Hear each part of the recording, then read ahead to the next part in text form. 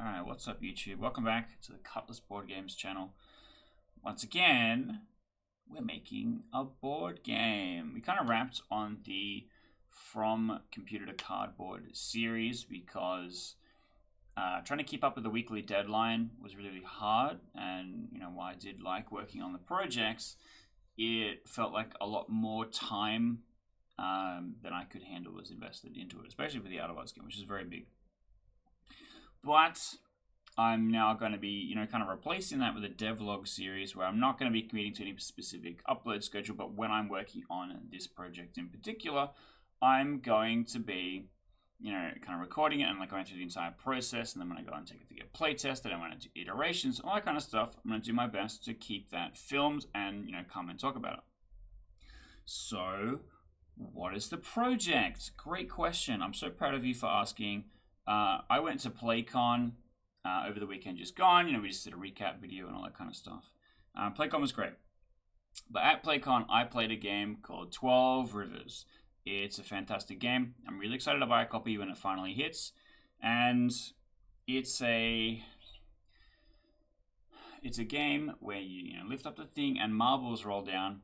And you have a worker placement aspect where you're trying to place workers to intercept the marbles to collect them, because the colors of marbles that you collect are how you are scoring points. And you'll have villages that have specific orders of which colored marbles they want to score points, and kind of like a classic Euro scoring. If this demand is met, it's this many points, or I'm counting things for what's the total number of this color and stuff like that. So I want to build a game like that. I played it and I left inspired, and I literally went and sat on a beanbag for an hour and wrote the notes that you see here. So I want it to be a similar vibe where the game functions from top to bottom. I think that's really important, where the action starts at the top, the action then slowly rolls down the board and then completes. And then, the turn starts again and it repeats and does the same. And I want it to be worker placement. I really like worker placement. I've made a few worker placement games. Murders at Silver's Manor is technically worker placement. And I want it to, try and emulate that similar feeling of I have different angles and stuff that I'm working on to interact with it, with the main track that the dice, pearls, marbles, whatever are going to be rolling down. So kind of the idea that I came up with is that it's a warehouse, and there's conveyor belts that will take packages, and then you'll have a guy at the end catching the package, and then it gets put on a truck and it gets delivered to a customer, and the customer orders are looking for specific dice results. That's the idea. And so you can have several lanes of conveyor belts. This is all half a day's work, not really, just kind of notes and pictures and stuff that I've drawn. Where I want to split it up in kind of several different zones. I'll start off with two zones, which is just handling and shipping. Which is handling is the dice and the conveyor belts, and then shipping is the collecting and scoring the dice. And when you put a meeple in handling, they are able to rotate a die face. So if it's a 6, it could be changed to any die face that's not a 1, because they're adjacent. But I might make it more specific than that. It might only be plus or minus 1, so it could go from 6 to 1, or it could go from 6 to 5. I might make it that it could only tip a certain direction, or something like that, based on the location where you placed your guy. And then at the bottom of the conveyor belts, you're playing a meeple to see what you're going to collect. And there might be different ways to collect from that. Because one of the interesting things that 12 Rivers does is, because you have multiple spaces to be collecting the dice, you can kind of intercept. If something's really important, you can kind of intercept it and take that. And the cards in your hand are kind of the resource that you spend to either get a good position or a bad position. And I think that's kind of the main thing that I'm trying to emulate here. And then we have orders. Our customers looking to fulfill specific dice faces. So it'll be I want 4 6s, and then that's going to be 12 points, or something like that. Whether or not I want to do specific colored dice because then you could have a customer that's like, I care about the color, everything must be blue, or I care about the number, everything must be a 6, or I want 2 blues and 2 6s, or something like that. Gives me more variety, but I think makes it a lot more complicated for the player. But it's something I'm considering. And then there's different spaces in the office around the warehouse and how they work. And there's customers, reroute tiles, and action cards, stuff that I'll get into in a minute. This is all literally just from like the initial spec and idea, and then everything from here is going to be me trying to translate that into components, into art pieces that I can print out, and then like this first session is me consolidating the brainstorm, and then like the next session is probably going to be me trying to build a prototype or trying to create some assets to start building the prototype, because there's going to be a lot of digital artwork before we even get close to the prototyping stage. And I have to design a bunch of cards and stuff like that as well. So, and then the other thing that I like about 12 Rivers is that everything resolves from top left to bottom. So you go, I know this is first, and then this guy is next, and then this guy is next. Okay, there's a pearl here to collect. Okay, it rolls down to this thing. Okay, this guy is last, and then at the bottom is the shop. So all of the pearl collecting happens first, and then getting new villagers that you're scoring points with happens at the bottom. And then when you complete the job, they're put into a turn track. So that the next round, the person who is at the bottom now is at the top, and so on. So that might also be a thing that we have to do, where it's like you move from the conveyor belt to the lunch line, and then the smoke break, and then you come back or something, which could work. And then we have like a break room or something. But I've drawn a diagram of a start of what it should be. But I'll come back to that in a minute. It's like classic paint kind of stuff in a hurry. Yes, some locations require cards discarded to be placed. So that's what I was talking about with the kind of action economy that 12 Rivers has. And then cards allow a player to collect the dice before shipping. So I want to figure out a system where you can intercept stuff. So I think the conveyor belts might have off ramps where you can put a guy earlier, and you're choosing taking or tipping or something like that. And then we played Apiary also on Friday. I liked Apiary quite a lot. And Apiary has an interesting system where one of the areas that you can collect resources from is just cards. And the cards each do 3 things. You can discard a card to get a wild resource. Well, more specifically, a resource of one type. You can play a card for the written effect that it has on the card. Or if you use your most powerful worker bee to play the card, you can plant the seed and it becomes an end game scoring card. And I want to replicate that as well, because I think that will work really nicely here. And then we have a truck arriving with dice. That's going to be our top section. And then potentially worker bumping, which is a thing that I really liked in Apiary as well. Because when your worker gets bumped, you're like, hell yeah, that's fantastic.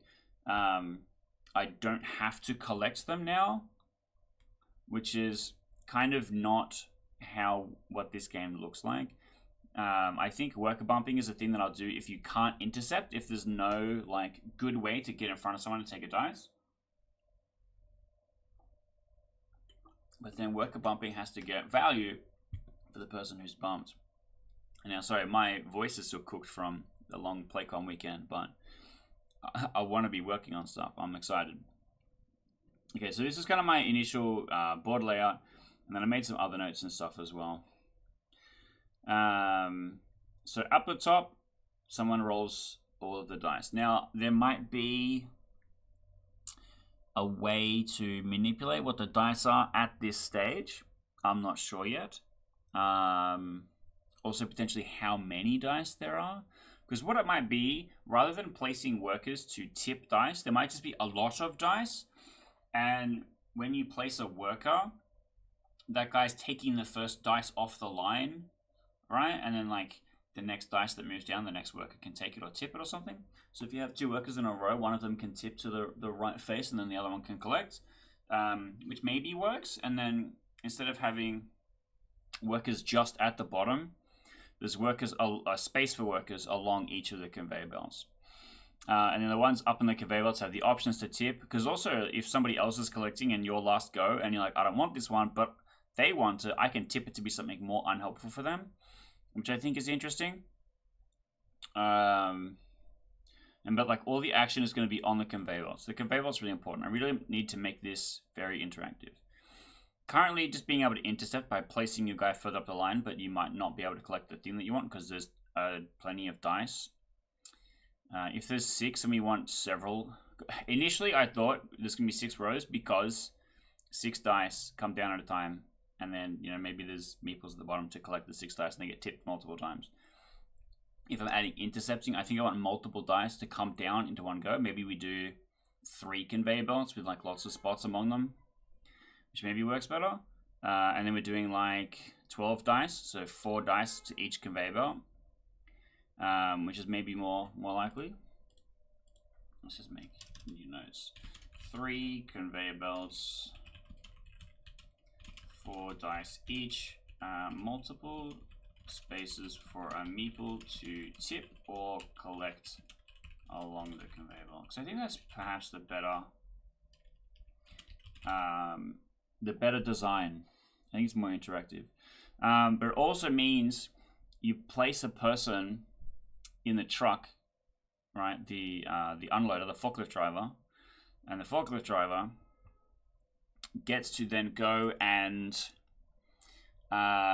choose which dice go in which order on the thing. So maybe it's all rolled. It's just all rolled into the truck bay, and then the forklift ticket guy basically gets to go, okay, this dice is here, this here, this here, and that happens before anyone is picking or tipping or anything like that. But all the meeples have been assigned at this point because that's the first meeple that happens. But I think maybe placing in that spot gives you like a last player marker or something, which means that that meeple in particular will be last or something. He goes on Smoko first and for the longest. Oh yeah, I also had the idea of reroute tiles. So a reroute tile you place on the conveyor belt, and it's like a little squiggly bit, and it connects one conveyor belt to another conveyor belt, so all the dice will then feed into that one. And obviously using the zipper motion, so it'll be one from the conveyor belt that was already there, and then one from the intercepting one, and then alternating. Which would be really interesting. But the reroute one, the conveyor belts have to be quite long for a reroute to like actually work, which I think is fine for the game to be quite long, I guess.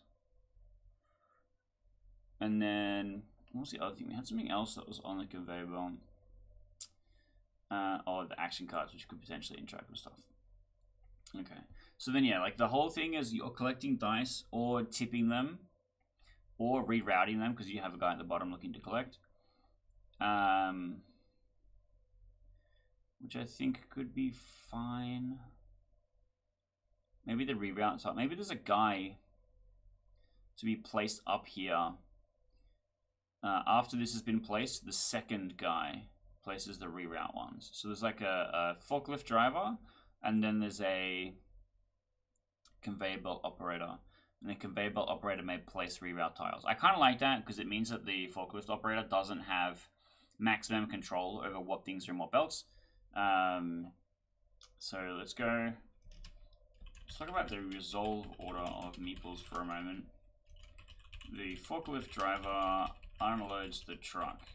The thematic answer. The correct answer is rolls 12 dice and assigns to 3 conveyor belts. Now the next step is the foreman, I don't know, the guy that oversees the conveyor belt operator may place up to 2 reroute tiles, adjusting the flow of belts and dice. I kind of like that. And then we have some other zones that I want to talk about in a second, but let's just flow down for a second. The next is the custom order cards. So the idea is that you as a player have a player board, and your player board is like a dispatch office. Everyone has their own dispatch office. And your dispatch is where the orders are collected, and you have to, print the labels, put them on the box. This is going to this customer because you've received the stock and you're arranging the goods to go to what person. You're doing allocations. And so the customer orders will look like this, which is exactly the same as how it looks like in 12 Rivers. It has a nice piece of art of the character and then their order on the bottom. We would do basically the same thing. And here's an example where it's just a picture of a UFO abducting a potato. They're a customer, and the order that they want is a 3, a 5, and a 6. And then basically that customer order completed would sit there forever, and it would have a scoring thing on it that you would score at the end of the game. And one of the things that 12 Rivers did that I really liked is when you collect a customer, you get to draw cards. And so the more customers you have, the more unfulfilled orders you will have, but you will draw cards which will potentially help you close that gap between fulfilled and unfulfilled, which I thought was really cool. So I might do something similar there as well, where you get to draw cards. And I've just called them apiary seed cards, but that's because I kind of want it to work like that. Where in 12 Rivers, there's tokens you can collect based on where you were placed, which gives you extra bonus effects like moving people around or, picking up an extra pearl and stuff like that. That's kind of what I want for the apiary seed cards, like maybe move people around.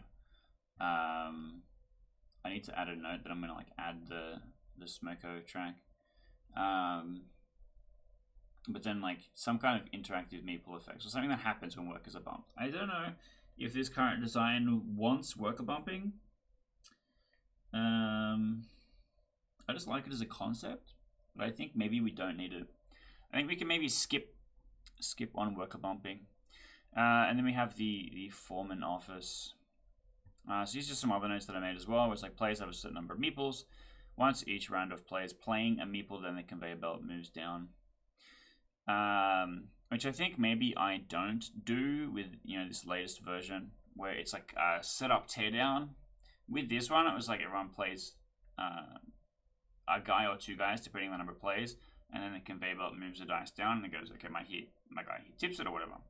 I think it should actually be charge dump, so we might get rid of this, and then everything just resolves from top to bottom. So the abilities at the top have to set up the track. The meeple on the track have to interact with the dice. The meeple at the bottom of the track collect the dice, and so maybe there's other locations where you are putting meeples that allow you to do this other stuff. So the foreman office might be the thing that lets you get customer order cards, or there's a special dispatch spot or something like that. And then on the player board, I've given a finite storage space. I do like games that have a finite storage space. John Cleese's Prototype of Recycling Crisis is a good example of this, where the more your storage space fills up, points your in-game scoring kind of diminishes, which I kind of like. I played something else. Oh yeah, 12 Rivers does have a similar thing where you have a pack llama, maybe they're alpacas, that can hold 9 pearls if you haven't delivered them to a customer. So it's kind of similar to that. But I might have other stuff that the player board can do. Or maybe I have unique player powers or something that are unique to the player board. And then you have your custom orders down here. And then maybe space to plant the seed cards for the end game scoring, which is certain customers delivered or a certain amount of specific numbers, across all customers and that kind of thing. Yeah, they're just called red cards right now. And some of them might just be steal a dice from somewhere. Steal a dice from conveyor belt 1. Which I don't hate. Yeah, the thing I had was if you bumped a meeple, you got one of the seed cards, and they were put in the foreman's office, which is go and complain about that guy that bumped you. But then when you next on your turn place a meeple, you're playing 2 meeples at once instead. Which I don't hate, but it means that if that's the only way you get cards, the cards do have to be really powerful. And so that people are less likely to bump. But I want other ways to get cards as well. Especially if it's going to be important late game scoring. So I don't know if I want to keep this or not.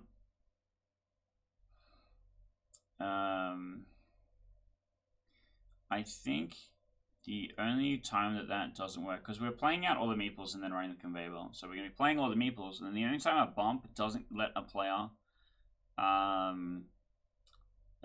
play 2 meeples on the next turn is the very, very last one, because they go, this is the last meeple, I bump your guy, he's in the foreman's office now, you are not playing a meeple, you cannot play an additional meeple.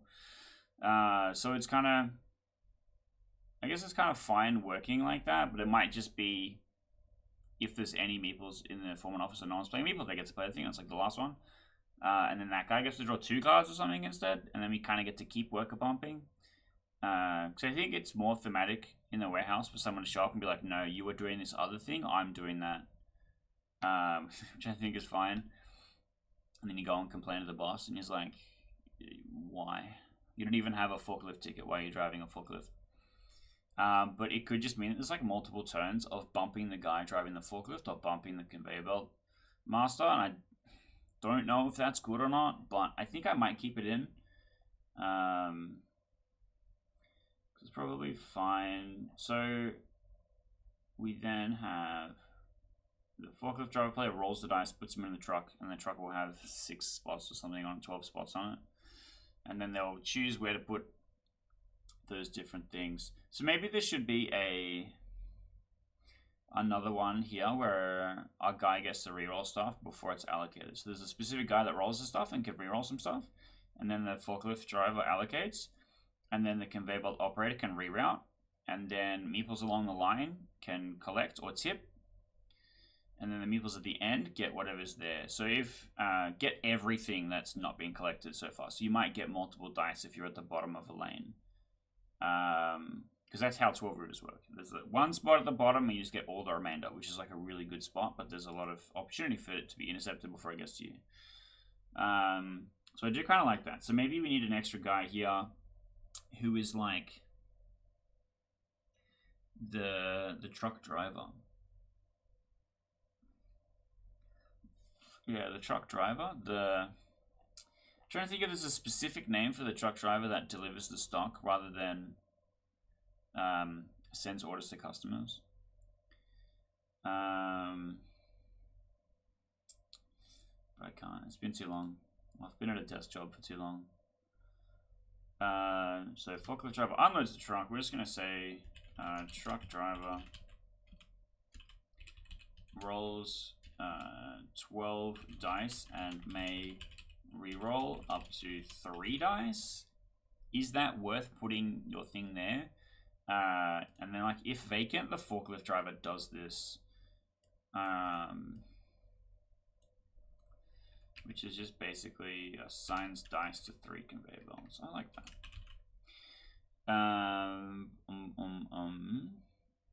Maybe 4 dice. Start high. Make it incentivized to want to do this. Okay, and then the conveyor belt operator may reroute. And there'll be like specific spaces for where the reroute can go, I suppose. Cool. Anytime a worker is bumped, they get a guy in the foreman office, they get a red card. Maybe it should be like a WHS card. That would be funny. And then you can play any additional meeples from the foreman's office of their color. So it'll be like you get a slightly worse location for your meeples, but you get to play all of them that have been bumped on that next placement turn. But you get a card for each of your guys that gets bumped. So I think that works pretty well. And then some of the cards will let you like swap your meeples around with other people and stuff like that, which I think works okay.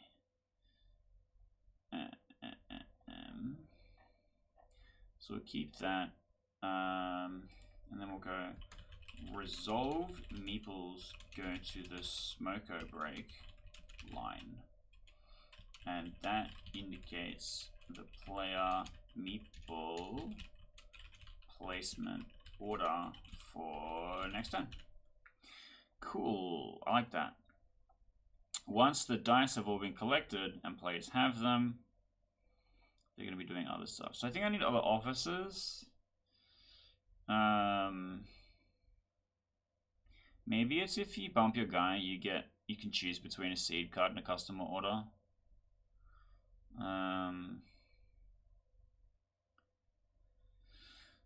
But I want like another space. I want spaces you can place things where they like aren't this to interact with things. So I need a space that's like get customer orders, which would be like dispatch offers. So there's going to be pickpacker, pickpack collects dice from conveyor belt. You know, like either in the middle or at the end. And then there's dispatch office. I mean, if you place a guy in the dispatch office, you can collect a customer card. Collect a customer card. Refresh shop. It seems like a good start. I can have something else on the player board. I don't know if I want unique player powers or not. But I have space for something. I like the idea of having a specific storage space.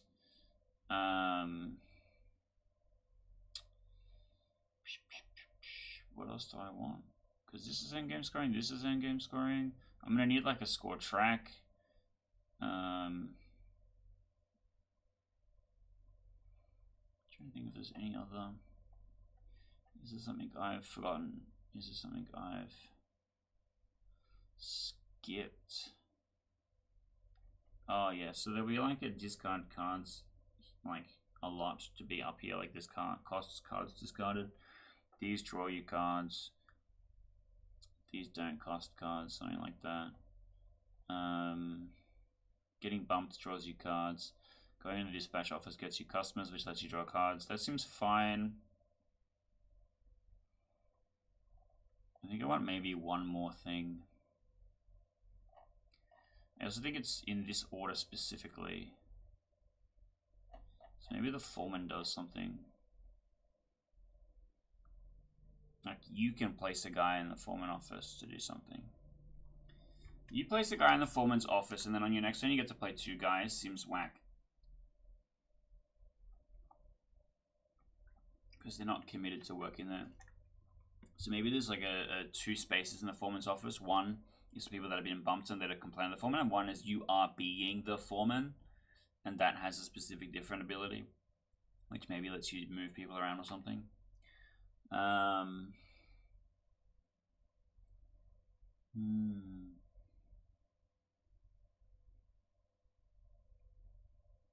also like the idea of the dice increasing over time. And then you need to, you know, get more orders. Maybe there needs to be a specific thing where it's like that you have the stuff in storage, but you can't send it all out right away. So maybe there's like delivery trucks to reserve.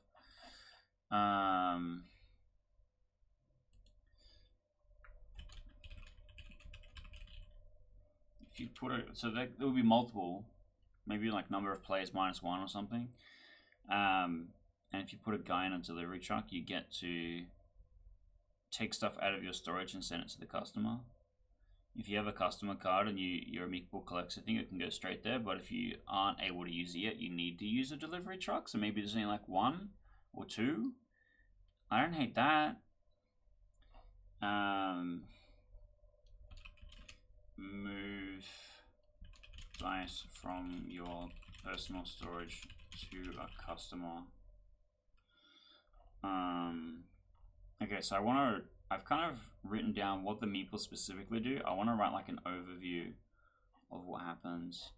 So maybe let's do like a turn order thing, or like a gameplay flow type thing, and then I think I'll kind of wrap it up for this video. So just write gameplay. I'll spell it incorrectly as I am like to do. First players. So we'd randomly determine a first player by the last person who collapsed on the job site. And then with that first player, players take turns by placing a meeple into an unoccupied space on the board, paying any card cost requirements.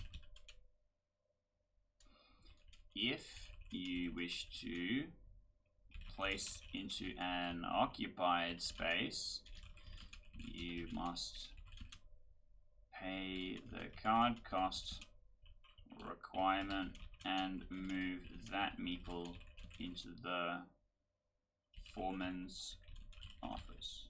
I'm trying to think if I want to call it something else other than the foreman's office, but this is probably fine for right now. If you have any meeples in the foreman's office on your turn, you may place any number of them additionally. Okay. Once all meeples have been placed, then resolve all of the warehouse actions from the top left to the bottom right. So the delivery trucks would be at the bottommost right. The dispatch office would be only just above that. Which I think everything kind of flows fine in that case, because that means if you go to the dispatch office, you get a new customer, then you have a meeple in the delivery trucks, you can then move from your storage onto that customer. That's got kind of a nice flow to it. So that kind of works nicely. Starting with the truck driver, I think I need to differentiate from the arrival truck driver and then the leaving truck driver. Starting with the truck driver, who rolls 12 dice and allocates them to, well, the forklift driver allocates them. He rolls 12 dice and may re-roll up to 4. If this is vacant, the forklift driver performs this task. So it kind of looks like the forklift driver is really important because they allocate. I assume if the forklift driver is vacant, then the truck would be designed in a way where it automatically allocates to the 3 different conveyor belts. So the truck has to be wide. Well, it backs up. The truck backs up, and then it's got 3 rows of 4, and you would just put them directly into it however it is if there's no forklift driver. I think that works fine. The forklift driver then allocates the dice to the 3 conveyor belts in any order. If the forklift driver is vacant, this allocation matches the truck layout identically. So in theory, the truck driver could also assign the layout by putting it into the truck in a specific way if the forklift driver is vacant, which I think is fine. But it just allows people to interact with the process by having control of a certain part of it. Okay, and then after that, we have the conveyor belt operator. Then the conveyor belt operator may place up to 2 reroutes tracks, which will concatenate any dice That's going to mean it needs to be big enough for you to potentially place the reroute in the middle of the dice setup. That is something for me to figure out later. Above the reroute into a new conveyor belt lane using the zipper method of merging, which is the one that goes first is the one that is already on the track, and then the second one is one from the new one, and then it alternates from there. This is how you are supposed to merge in traffic according to the traffic laws of where I am from. Okay, after that, we then have pick pack. So then starting from top left to bottom right, pick pack may either tilt the dice one face or collect the dice. Collected dice may go directly to an available customer or into the player's storage space on their player board. What this means is that in the first round you have to have some customer cards on setup, which I think is fine. So just add a setup step here. Players receive a customer at random, maybe more than one. maybe 2 customer.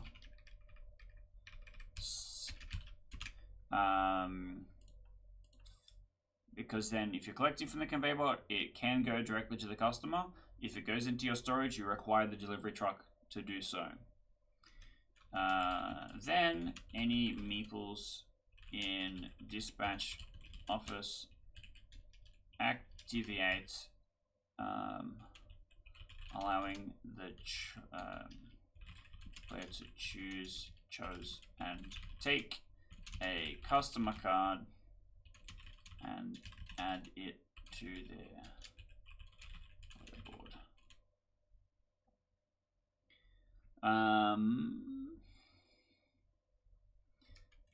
Finally, any meeples on delivery trucks allow players to move dice from their storage to a customer.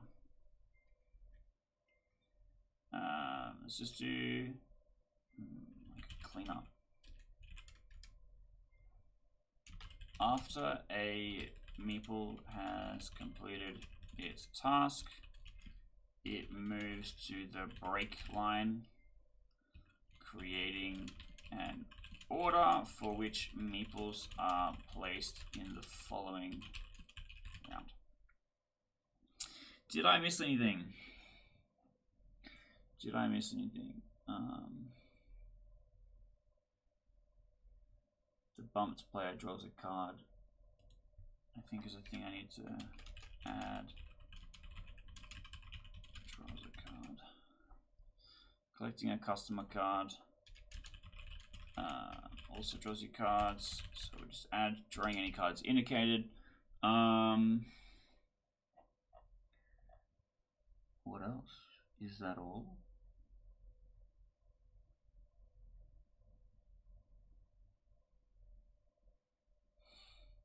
I think there should be other ways to collect cards, but this is probably plenty. Probably plenty. I'm worried that in theory you could just bump infinitely. Bump guy. Maybe you can only bump if there's space in the foreman's office and there's only space for 2 people in the foreman's office. That might stop the infinite bump problem. You may only do this if there is a space free in the foreman's office. I spelled foreman wrong. Cool.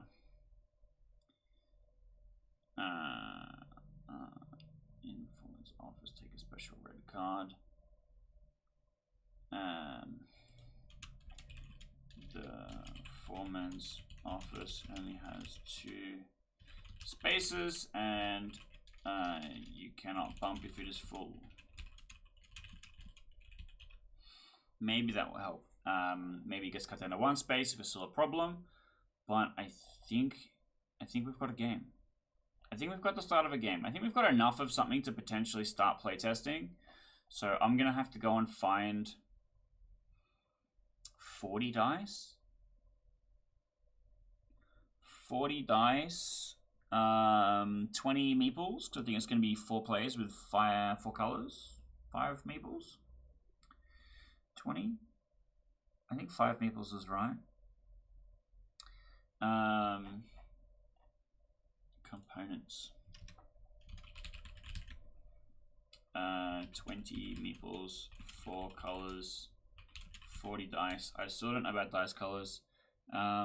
We want like 30 customer tiles and then like 40 WHS cards. I don't like the idea of it being called WHS. And then what? Boards. So I think it's going to be a 4-player game. I think we should do more than 4 players, but I think 4 players is the sweet spot. I really like making games that are for 3 or 4 players. It means that you can make everything divisible by 12 and it's fucking easy.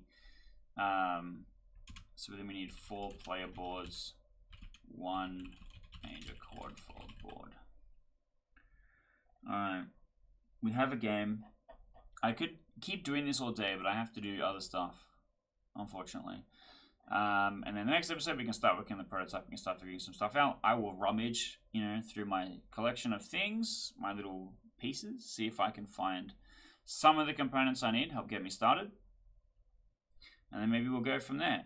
If you're excited about this game, or you think it's a really cool idea, or you have any suggestions of things to change, maybe I missed something, maybe you have a really cool idea that should be added, please let me know in the comments. It's nice having people collaborate, and I like hearing about cool things people like. And I also like getting the energy of people like, yeah, this sounds sick, I want to play this game. So, do so. And then next time, hopefully we'll see a little bit more of an update, and then hopefully soon I'll have a cool prototype that I'll be able to show off, which I'll be excited about because I want to try and get it tested for Tabletop Tuesday, get some footage of the game being played, get some playtest feedback, start the ball rolling. So stick around for that. I'm very excited for it to happen, and I'll see you next time.